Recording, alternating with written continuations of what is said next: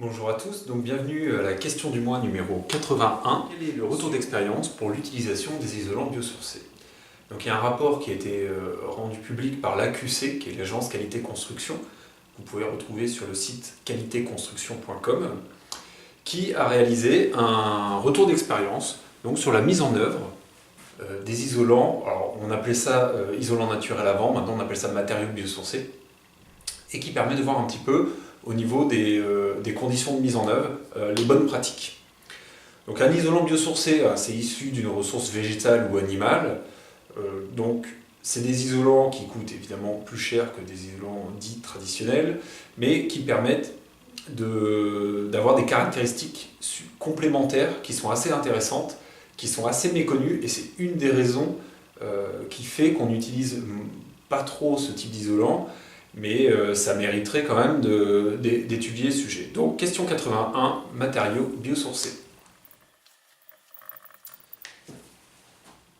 Nous allons voir trois catégories de matériaux biosourcés. Nous allons voir ce qui est l'isolation paille, nous allons voir l'isolation béton de chambre, et ensuite nous allons voir l'isolation en panneau ou en vrac de laine de bois, de chanvre ou de boîte de cellulose.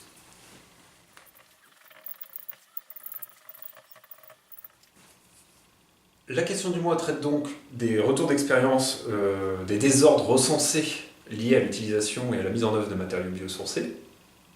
Donc je ne vais pas vous faire tout ce qui est écrit dans la question du mois. On va prendre un exemple plus particulièrement lié, pour commencer, donc à la paille. L'exemple, alors la construction, l'isolation paille, c'est ni plus ni moins que de la maison ossature bois avec un remplissage paille, et donc une structure un petit peu plus imposante, enfin même nettement plus imposante, qui permet de tenir notamment le poids propre lié au ballot de paille. Donc les problématiques qu'on va rencontrer dans l'isolation de paille sont les mêmes que celles qu'on va rencontrer en construction ossature bois en général, et une des problématiques qui à mon sens est la plus importante, c'est l'apparition de moisissures et de pourritures du matériau en lui-même, de la paille. C'est lié essentiellement aux conditions de production, la paille bio, le ramassage de cette paille, le stockage de cette paille dans un endroit sec, aéré, à l'abri de l'humidité, ventilé, donc ça veut dire qu'on ne se fournit pas n'importe où. C'est lié à des problématiques de conception de la construction, notamment des barrières anti-capillarité. C'est lié aux conditions de mise en œuvre et à la saison de mise en œuvre, essentiellement. Et c'est lié aussi à la membrane, par vapeur d'un côté, par pluie de l'autre, s'il y en a. Et donc, pour protéger les ouvrages en cours de chantier, il faut essayer au maximum de travailler dans des conditions saines. Alors, effectivement, c'est pas évident, mais d'où l'intégration d'anticipation de la saison, notamment par rapport à la paille. Et il faut se méfier, il n'y a pas que la saison aussi, tout ce qui est humidité rapportée en cours de chantier, notamment des chapes liquides, des enduits ou autres matériaux avec un liant hydraulique qui va dégager de l'humidité. S'il n'y a pas de prise en compte de ventilation provisoire en cours de chantier, il y a un risque d'humidification du matériau isolant et donc ensuite de moisissure, de développement de moisissure dans ce matériau. Ça se joue à la conception, à la préparation, à la mise en œuvre. Et pour vous, ça va être essentiellement la mise en œuvre qui va compter dans la réussite d'une isolation et d'une construction paille. Donc il faut prévenir les autres acteurs des bonnes conditions d'intervention pour éviter ce sinistre en particulier. Pour le béton de chanvre, alors le béton de chanvre, la difficulté de ce produit-là, c'est qu'il est assez peu isolant. Donc il va convenir essentiellement en rénovation et pour du bâti ancien ou pour des constructions dont la structure a l'habitude d'être humidifiée. Et il ne va surtout pas falloir couper cette humidification de la structure parce qu'on risque d'assécher les murs et de créer un désordre complémentaire. Donc c'est quelque chose qui va servir de complément d'isolation et en garantissant la pérennité de l'ouvrage. Le désordre que j'ai sélectionné va être principalement le vieillissement prématuré des ouvrages. Donc pour ça, il faut respecter les règles de l'art concernant la mise en œuvre du béton de chambre. Vous avez des règles professionnelles sur le sujet qu'il faut absolument suivre. Donc on a par exemple le pied de mur avec une garde au sol de 20 cm, la fameuse coupure de capillarité, les bavettes de protection en pied de mur, isolation des fondations pour éviter le pont thermique entre la jonction de la dalle et le mur, ce qui permet d'éviter la condensation et donc de l'humidité qui risque de condenser, de geler en hiver et d'éclater l'ouvrage.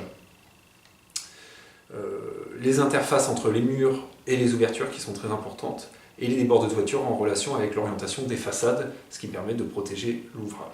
Entre autres, mais il y a d'autres règles, n'hésitez pas à me contacter pour me demander si vous avez besoin des recommandations professionnelles liées à la mise en œuvre du béton de chambre. Ensuite, troisième point, on va parler des laines de bois, laines de chanvre et ouate de cellulose, donc en rouleau, rigide, semi-rigide ou en vrac. Alors évidemment, les désordres ne sont pas les mêmes. Moi, j'ai sectionné pour la partie laine de chanvre, c'est essentiellement l'humidité du matériau lors du transport ou du stockage sur site. Il est très important de demander et de faire en sorte qu'il y ait un stockage sur site qui soit dans un endroit sec, à l'abri de l'humidité, pour éviter d'avoir de l'humidité dans le mur au moment de la mise en œuvre, qui essaiera de ressortir par la suite et éventuellement de poser des problèmes, que ce soit pour du placo, pour de la peinture ou ensuite pour l'apparition de moisissures par la suite. Donc ça, c'est un point important. Pour la laine de bois, il y a une question du mois qui a été faite sur la question numéro 68 sur la mise en œuvre de la laine de bois pour éviter les problèmes notamment de ponts thermiques liés à des mauvaises découpes. Alors c'est pas forcément des mauvaises découpes, mais c'est un manque de connaissance de la mise en œuvre du produit. Il n'y a rien de très compliqué, c'est juste que ça ne se fait pas en œuvre exactement pareil que les autres matériaux, ça ne se découpe pas comme du polystyrène. Et pour avoir des bords joints, il faut avoir une méthode de travail qui permet déjà les bons outils, mais aussi une méthode de travail qui permet de poser les panneaux dans une certaine continuité et donc d'éviter ces ponts thermiques. Ces ponts thermiques risquent de provoquer un point de rosée dans l'isolant et donc avec un apport d'humidité, ça risque de condenser et de dégrader l'isolant et de lui faire perdre une partie de sa résistance thermique, ce qui serait assez dommage. Et au niveau de la ouate de cellulose, c'est essentiellement des problèmes liés au tassement de l'isolant, que ce soit en vrac ou en rouleau. Donc il faut bien faire attention au niveau de la projection en vrac, à bien régler la pression et la densité du matériau qu'on insuffle. Les matériaux biosourcés ont de nombreux avantages et de nombreuses caractéristiques complémentaires qu'on ne retrouve pas dans les matériaux dits traditionnels, notamment la capacité hygroscopique d'emmagasiner de l'humidité sans dégrader la résistance thermique du matériau. Donc effectivement, c'est des matériaux qui ont une résistance thermique qui est moins importante d'un point de vue théorique sur le papier. Donc ils sont un peu pénalisants au niveau des réglementations thermiques et donc il faut avoir des épaisseurs plus importantes pour atteindre la même résistance thermique et pour obtenir la consommation demandée au niveau de l'énergie primaire dans les calculs, notamment pour la RT 2012. Mais par contre, en termes de confort, de régulation de l'humidité, de confort d'été et de déphasage, c'est des matériaux qui permettent de mieux gérer les conditions hygrométriques et atmosphériques. Et donc, on est là sur un matériau qui est beaucoup plus qualitatif que les matériaux dits traditionnels. Donc il ne faut pas oublier ce point-là. C'est assez important d'en faire part et d'en avoir conscience. On n'est pas sur les mêmes gammes en termes de qualité au niveau du confort. Donc il faut bien prendre en compte les besoins du client. Il faut lui demander et essayer de comprendre quels sont ses besoins en termes de performance, de confort, de qualité, aussi en termes de contraintes environnementales, pour essayer de lui préconiser le matériau qui répondra le mieux à ses besoins. Vous pouvez accéder au site internet de l'Agence Qualité Construction pour obtenir le rapport au complet. N'hésitez pas à télécharger le guide des matériaux biosourcés qui a été réalisé par la Fédération française, la direction des affaires techniques de la Fédération française du bâtiment. Et puis je vous dis à bientôt pour une prochaine question du mois.